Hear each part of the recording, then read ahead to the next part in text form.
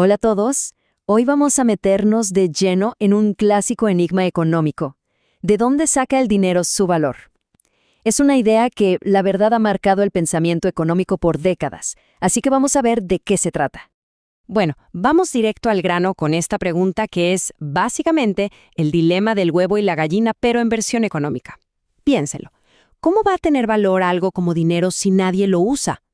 Pero, al mismo tiempo, ¿por qué alguien empezaría a usarlo si no tienen ningún valor?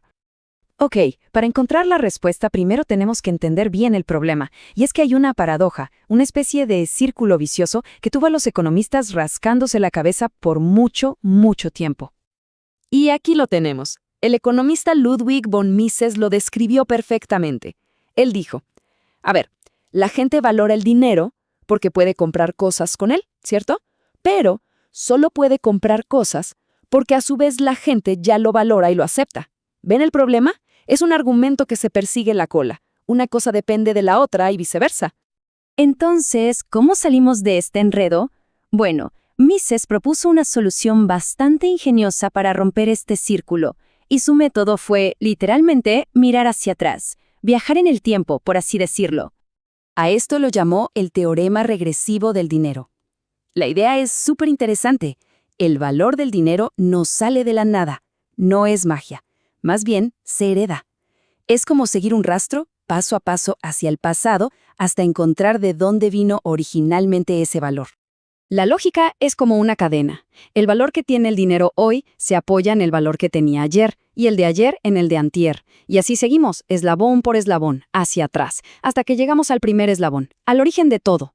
Y ese origen es un momento en que ese algo, pensemos en el oro, se valoraba por sí mismo, por ser útil como una mercancía, no por ser dinero. Y aquí viene lo más fuerte.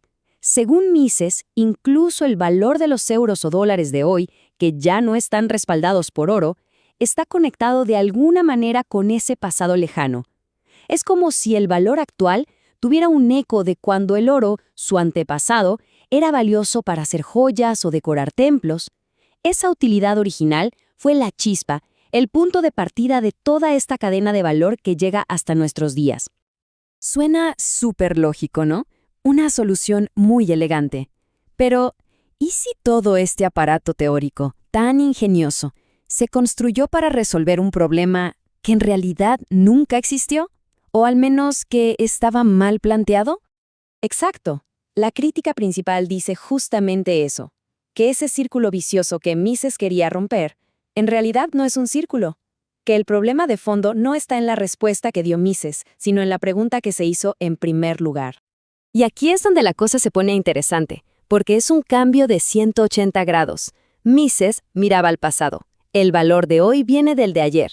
La crítica moderna dice, no, hay que mirar hacia adelante. Lo que importa no es lo que el dinero valía, sino lo que la gente espera que valga en el futuro. Vamos a explorar esto un poco más, porque esta idea de la expectativa lo cambia todo. Construye una visión completamente nueva, una que no se basa en el pasado, sino en la pura creencia colectiva sobre el futuro. Y esto es bastante radical, porque significa que algo podría no tener ningún valor histórico, ningún pasado como mercancía, y aún así, ¡pum!, convertirse en dinero de un día para otro. ¿Cómo? Simplemente si suficientes personas creen, si esperan, que los demás lo van a aceptar como algo valioso mañana. O sea, el valor no viene del pasado, nace de la pura confianza en el futuro. Claro, la pregunta es, ¿y cómo se pone de acuerdo toda esa gente sin hablar entre sí? Bueno, para eso existe un concepto de la teoría de juegos que se llama punto focal. Imaginen un punto de encuentro no oficial. Un punto focal monetario es alguna característica de un activo que hace que todo el mundo, casi por instinto, piense, seguro que esto va a ser el próximo dinero. Y todos los demás deben estar pensando lo mismo. ¿Y cuáles son esas propiedades? Bueno, las de siempre. Que sea fácil de reconocer, que sea duradero, divisible, que tenga una oferta predecible. Cuando algo tiene estas características, no solo parece un buen candidato para hacer dinero, sino que nos hace esperar que los demás también lo vean así. Y ahí lo tienen, se convierte en una profecía autocumplida. Y el mejor ejemplo de esto hoy en día es sin duda Bitcoin. Apareció de la nada en 2009. No tenía ningún uso previo. No era joyería, no era nada. Su valor nació pura y exclusivamente de la expectativa, de gente que lo compró especulando, esperando que en el futuro más gente lo quisiera y lo aceptara como dinero. Ok, entonces, ¿tiramos el teorema de Mises a la basura? ¿Estaba totalmente equivocado? Bueno, aquí la respuesta no es un simple sí o no, es un poco más matizada. A ver, la conclusión clave es esta. El teorema de Mises quizá no es lógicamente necesario. O sea, el dinero puede surgir sin un uso previo.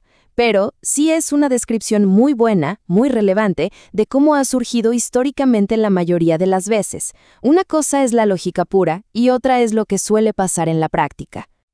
Pensemos un segundo. Si un bien como el oro ya es valioso porque la gente lo quiere para hacer joyas, pues ya tiene una ventaja enorme, ¿no?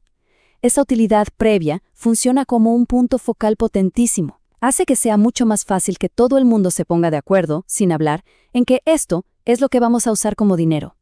Entonces, resumiendo, la crítica no dice que Mises se equivocó en su descripción histórica. No, en eso probablemente tenía razón. El tema es que se equivocó en la lógica.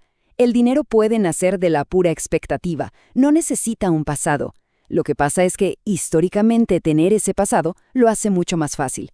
El error de Mises fue quizás presentar lo que es una tendencia histórica muy fuerte como si fuera una ley lógica inevitable. Y todo esto nos deja con una pregunta flotando en el aire, ¿no? Si al final del día el dinero se basa en una creencia compartida sobre el futuro, ¿qué se necesita realmente para que una nueva forma de dinero surja hoy? ¿Se trata solo de tecnología, de confianza o quizás de contar la historia correcta que todos queramos creer?